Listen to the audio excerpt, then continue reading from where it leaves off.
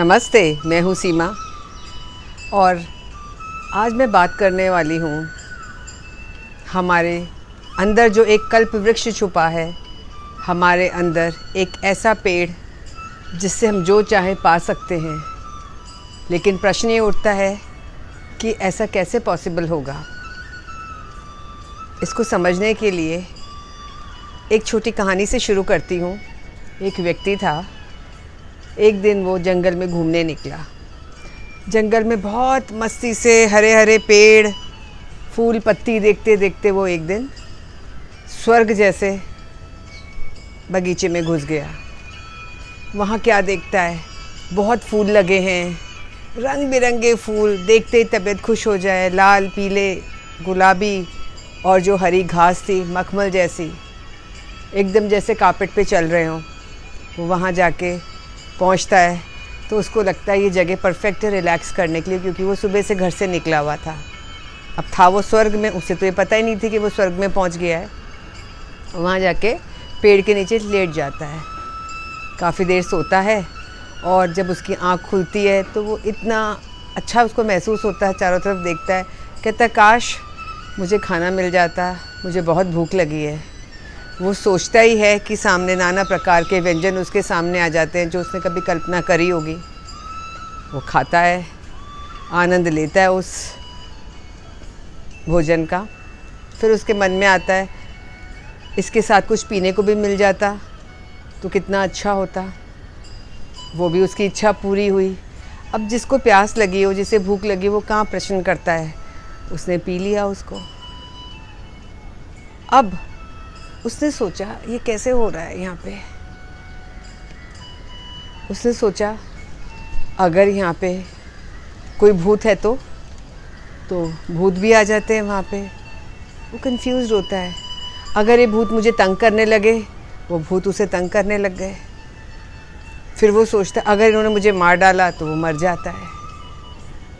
अब ये हुआ ऐसा कि उसने जो जो सोचा वो कैसे हुआ, क्योंकि वहाँ वो स्वर्ग में था, वो साधारण धरती पे नहीं था और उसके ऊपर एक कल्प वृक्ष था जिसके नीचे वो सो गया था और उसकी इच्छाएं जैसे जैसे वो बोलता जा रहा था उसकी पूरी होती जा रही थी।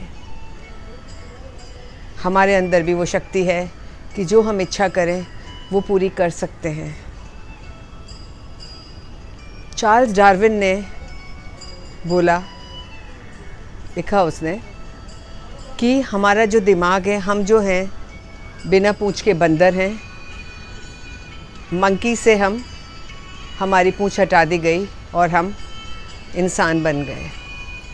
लेकिन जो बंदर में दो क्वालिटीज़ होती हैं, कौन कौन सी, कि वो सबकी नकल कर लेता है और कभी एक जगह टिक के नहीं बैठता, कभी यहाँ कभी वहाँ कभी वहाँ, चारों तरफ वो घूमता रहता है। वैसे इंसान का माइंड है, वो कभी भी एक जगह टिक के नहीं रहता। तो अगर हमारा दिमाग बंदर जैसा ना हो और एक अवस्था में हो जिसमें हमारी विचार, हमारी शारीरिक स्थिति, हमारी शरीर की ऊर्जा और हमारा भावात्मक स्तर एक अलाइनमेंट में हो, यानी सब एक साथ इकट्ठे हों, तो हम जो चाहेंगे वो कर सकते हैं। मैं दोबारा बताती हूँ, हमारी फ़िज़िकल बॉडी, हमारे थॉट्स, हमारे इमोशंस और हमारी एनर्जीज़ अगर एक डायरेक्शन में होंगी तो हम जो चाहेंगे वो कर सकते हैं।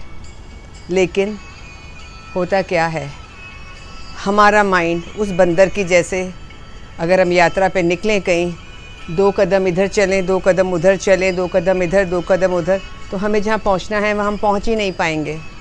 क्योंकि माइंड जो हमारा है वो सोच कुछ रहा है और कर कुछ रहा है शरीर हमारा, और भावनाओं को तो हमें पता ही नहीं, क्योंकि हम कंपल्सिवली काम करते हैं, हम कॉन्शियसली काम नहीं करते हैं। जब हम कंपल्सिवली काम करेंगे तो उसमें कुछ भी ना हमारा विचार होगा, ना हमारी भावनाएं होंगी, ना हमारा एक दिशा होगी, ना ऊर्जा उस जगह लगेगी, क्योंकि हम तो कंपल्सिवली कर रहे हैं सारा काम। कॉन्शियस तो है ही नहीं हम क्या कर रहे हैं। वो बंदर हम ही तो हैं। अगर हम मंदिर में जाते हैं और मंदिर में ये कहते हैं कि हे शिवा, हे प्रभु, मुझे घर बना दो। मेरे पास 50 रुपए हैं, 5 लाख का घर चाहिए। और फिर हम उसको कहते हैं नहीं नहीं कैसे होगा, इम्पॉसिबल है। तो ये कभी भी नहीं होगा, क्योंकि हमारे माइंड में तो क्लैरिटी है ही नहीं। कभी हम कुछ बोलते हैं, कभी कुछ बोलते हैं। लेकिन जो छोटा बच्चा होता है वो प्रभु, हमारा दिमाग और वो छोटा बच्चा, छोटे बच्चे के जैसे ही दिमाग होना चाहिए। जो हम चाहते हैं वो हम माने, बच्चे जैसे विश्वास करें और फिर सारी इच्छाएं, सारी ऊर्जा, सारा विचार एक ही डायरेक्शन में लगा दें। कुछ समय के लिए लगा लें, अनवेवरिंग लगाएं, देखिए क्या होता है। ये विचार ही तो हैं। पहले हम विचार पहले दिमाग में आते हैं, उसके बाद चीज़ होती है, घटित होती है चीज़, कुछ क्रिएट होता है। First thought comes in our mind and then something is created. चाहे वो अच्छी चीज़ हो, चाहे वो बुरी चीज़ हो, जो भी बाहर क्रिएटेड है वो हमारे माइंड में सबसे पहले थॉट आता है। जितनी भी चीज़ें इन्वेंट हुई हैं, सबसे पहले थॉट आया है इन्वेंटर्स के माइंड में, उसके बाद वो चीज़ क्रिएट हुई है। लेकिन उसके लिए विश्वास होना ज़रूरी है, उसके लिए उस दिशा में काम करना ज़रूरी है, उस दिशा में ऊर्जा लगाना ज़रूरी है, तभी तो कोई चीज़ हो पाएगी। आज टेक्नोलॉजी के ज़माने में इतनी चीज़ें, लाइफ इतनी इजी हो गई है हमारी। बटन दबाओ पर्दा खुल जाता है, बटन दबाओ दरवाज़ा खुल जाता है, बटन दबाओ एसी ऑन हो जाता है, आपको उठना ही नहीं पड़ता। टेक्नोलॉजी ने इतनी ग्रोथ करी है, लेकिन हम उसको क्या सही तरीके से हमें इस्तेमाल कर रहे हैं टेक्नोलॉजी को? नहीं। हमारा ये जो वेवरिंग माइंड है ना, जो थॉट हमारे अंदर आता है वो वेवर करता ही रहता है।